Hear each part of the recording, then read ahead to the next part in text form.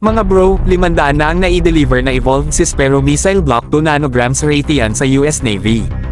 Oo, mga bro, 500 pirasong state-of-the-art missile na kayang durugan ang anumang banta sa himpapawid o sa ibabaw ng dagat. At hindi lang yan, papidoblehan pa ng Raytheon ang produksyon nito bago matapos ang 2026.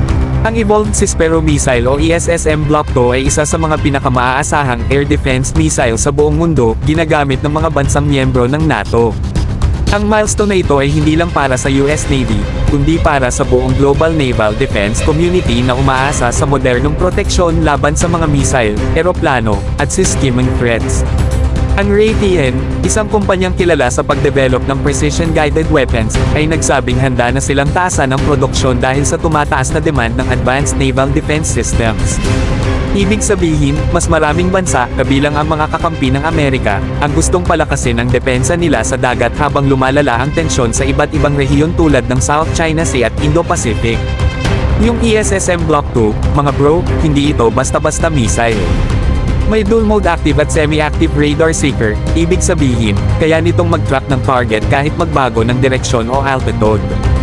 Mayroon din itong upgraded guidance systems at enhanced maneuverability, kaya nitong sumalo ng multiple targets ng sabay-sabay, isang malaking improvement kumpara sa Block 1 variant.